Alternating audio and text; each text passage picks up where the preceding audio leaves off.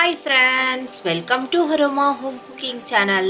எல்லோருக்கும் வணக்கம். நான் உங்கள் கலைவாணி. இன்னைக்கு நம்ம சேனலில் என்ன வீடியோ பார்க்க போகிறோம் அப்படின்னா, உங்கள் எல்லாருக்குமே ரொம்ப விருப்பமான DAML வீடியோ தான் பார்க்க போகிறோம். சரி வாங்க வீடியோக்குள்ளே போய் நான் என்ன பண்ணேன் அப்படின்னு தெரிஞ்சுக்கலாம்.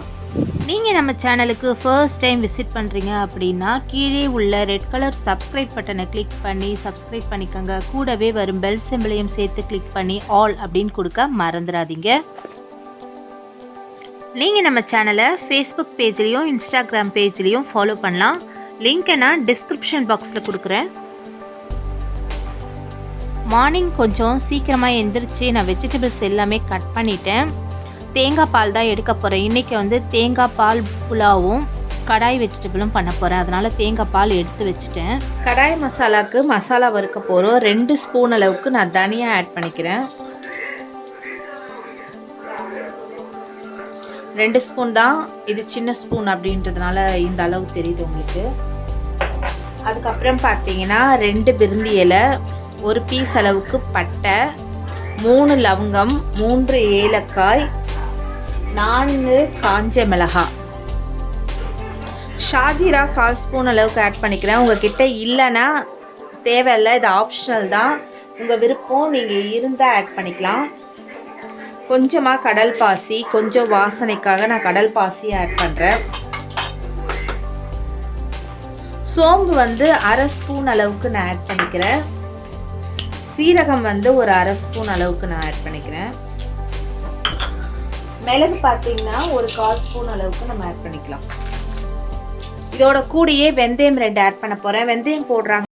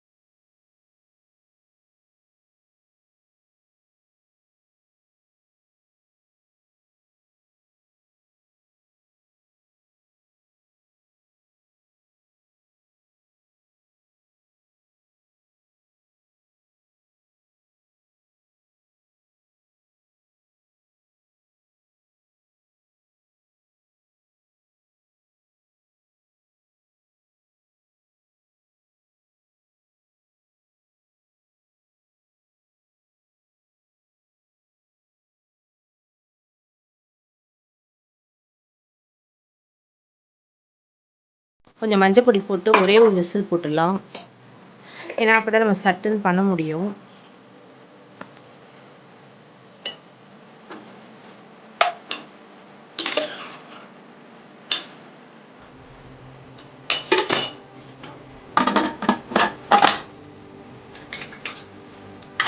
இது ஒரே ஒரு விசில் வரட்டும். அது ஒரு விசில் வரதுக்குள்ளே அந்த பக்கம் வச்சுட்டேன். இந்த பக்கம் கிரேவி ரெடி பண்ணிக்கலாம். இதுக்கு 2 பெரிய வெங்காயம் பொடியாக நறுக்கியிருக்கேன். 3 தக்காளி நறுக்கி வச்சுருக்கேன். ஃபஸ்ட்டு கடாயில் நான் எண்ணெய் விட போகிறேன். வெங்காயம் நான் ஆட் பண்ண போகிறேன். 2 உப்பு, கொஞ்சம் கருவேப்பிலை ஆட் பண்ணிக்கலாம்.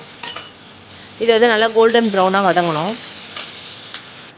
வெங்காயம் நல்லா வதங்கிடுச்சு. இஞ்சி பூண்டு பேஸ்ட் நம்ம ரெடி பண்ணி வச்சுருக்கோம் இல்லைங்களா, அதில் பாதி அளவு ஆட் பண்ணிக்கிறேன். மீதி நான் எடுத்து வச்சுட்டேன், சாதத்துக்கு எடுத்து வச்சுருக்கேன். இது கொஞ்சம் வதங்கின உடனே நம்ம தக்காளி ஆட் பண்ணிக்கலாம்.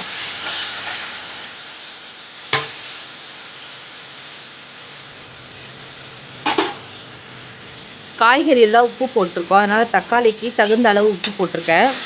இதோட கூடயே கொஞ்சமாக மஞ்சள் பொடி ஆட் பண்ண போகிறேன்.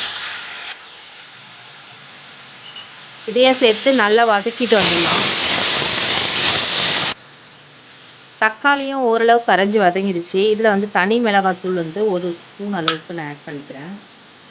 தனி மிளகாத்தூள் அரைச்சி வச்சுருக்கேன்.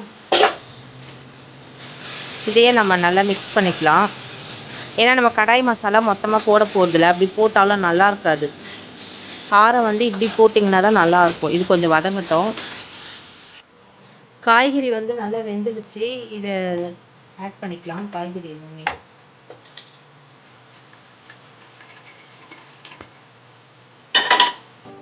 இதை வந்து நல்லா மிக்ஸ் பண்ணிக்கலாம். நல்லா மிக்ஸ் பண்ணியாச்சு. இதில் வந்து ஒரு 2 ஸ்பூன்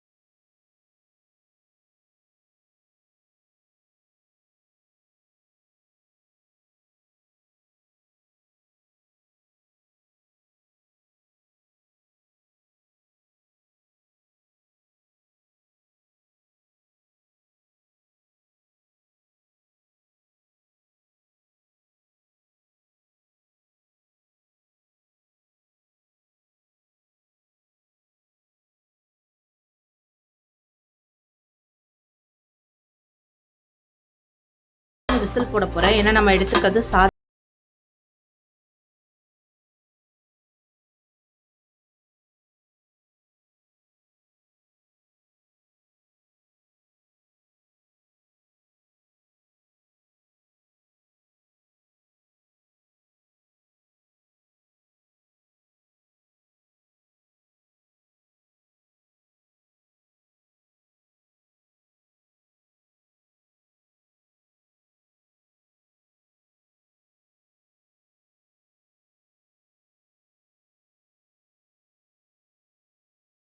காய்கறி கட் பண்ணுறதுனால இவ்வளோ நேரம்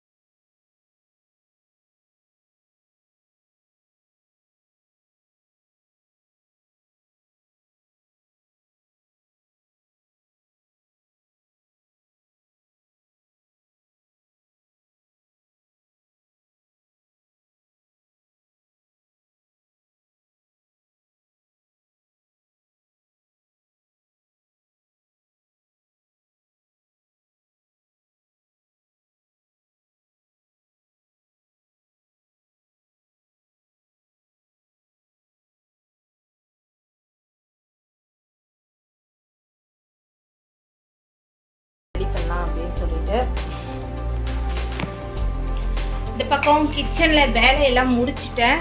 இப்போ இவங்க சாப்பிட்ட பாத்திரம்லாம் இருக்குது, அதெல்லாம் வாஷ் பண்ணணும். இப்போ இந்த வேலை இருக்குது, இதை தான் இப்போ முடிக்க போகிறேன் நான். இப்போ டைம் வந்து 8:30 ஆக போகுது. எல்லா வேலையும் நான் நீட்டாக முடிச்சிட்டேன். எல்லாம் நீட்டாக வீடையும் க்ளீன் பண்ணிட்டேன். பாத்திரமும் தேய்ச்சிட்டேன். கிச்சனில் எல்லாமே நீட்டாக க்ளீன் பண்ணிட்டேன். அடுப்பில் பால் மட்டும் காய்ச்சிட்ருக்கு. எல்லா வேலையும் நீட்டாக முடிச்சாச்சு.